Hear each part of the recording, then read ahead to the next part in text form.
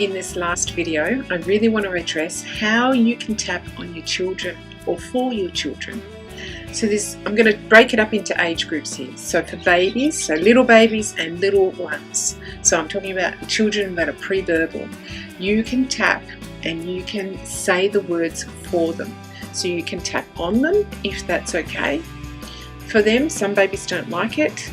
If that's the case, do it for yourself. Some children don't like it. So what you do is, first thing you do is you tune into their emotion. And if you've been following my parenting program, you'll know the first thing that we need to do with children that are in emotional overwhelm is to name their emotion. You need to give them a vocabulary and a way of tuning in. And the earlier that we do that, the better. So even as a baby, we can tune in and we can feel that by connecting with our heart and connecting with the child. Now you can do that by touching the child or just looking at them. Getting a sense of what's going on for them. And you can do that by putting yourself in their shoes, in their body, seeing the world through their eyes. What are they feeling at that moment? Tuning into that emotion, you can pick up their hand or you can tap on yourself and say, even though you're feeling tired and cranky and you just can't get to sleep, it's too overwhelming. You'll be okay. I'm here to support you.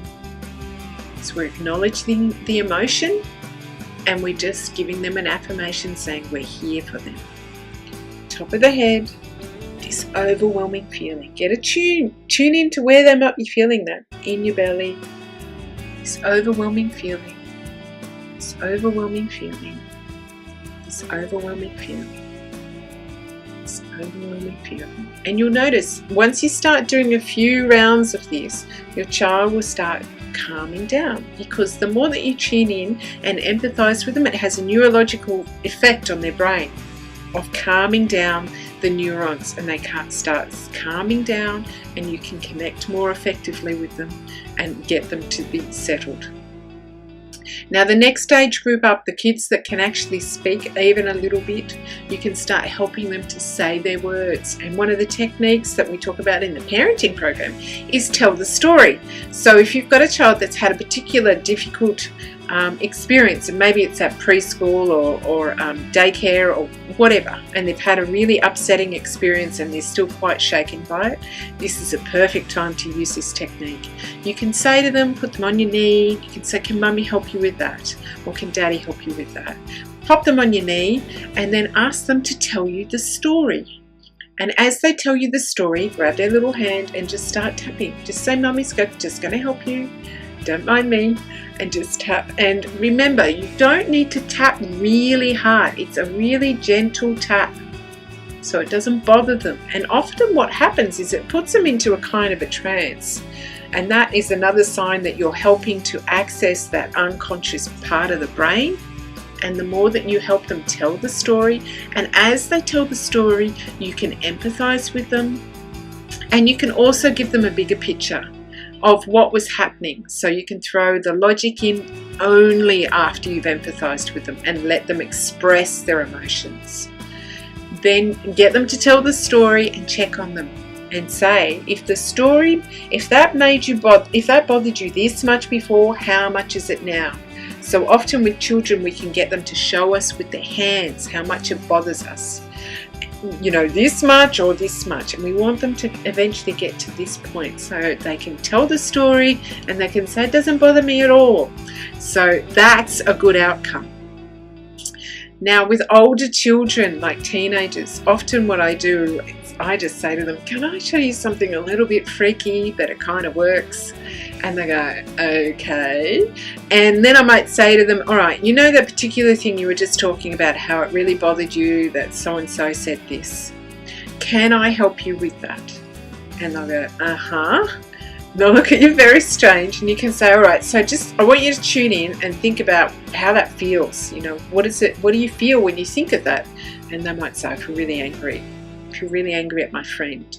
You say, all right, where do you feel that anger in your body?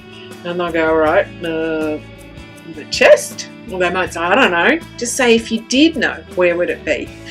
And they generally say, okay, it's in my head. They'll pick somewhere and you say, okay, out of 10, what would you give it? 10 being you're really angry and 0 meaning not at all. And they'll go, 8? Alright, just follow me. This is weird, but it kind of works. And then you start tapping. Even though you feel really angry you're okay. You'll be okay. And so don't use things like, I deeply love and accept myself or anything like that with a teenager. You'll get a really strange look and they will refuse to say it. So it has to be something that is age appropriate for all of the children that you're working with. I'll be okay. I'm really angry at so-and-so. I'm really angry at so-and-so. I'm really angry at so-and-so. I'm really angry at so-and-so. Really angry. All the way through, get them to breathe in, breathe out, peace, and then say to them, all right, just check in. Is it still at an 8? Has it gone down? And if it goes down, they'll look at you and go, that's freaky. And you'll go, yes, it is, and it works. And one of the things I always teach teenagers, and sometimes even adults, is that because we have acupressure points all over our body, there's some really cool points you can do in public. So if you're having an anxiety attack or they're really anxious or desperate to do something and they know they shouldn't, this is what you can do. You can teach them, all right, just do that. No one's really looking at you. You can hide it in your lap. Even though I'm feeling really anxious and I don't want to show anything, I don't want to embarrass myself, I'll be okay. And then one of the points is on the outside of the thumb. Not the inside looking towards your finger, but outside of the thumb. Right on the corner of the nail, and you can wrap your finger around it and just tap in that corner.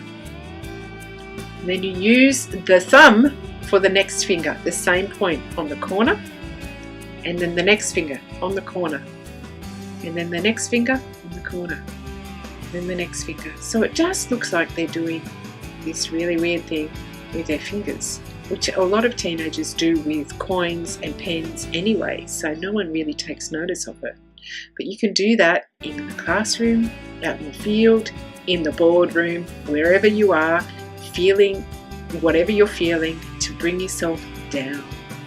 That's a really handy thing to do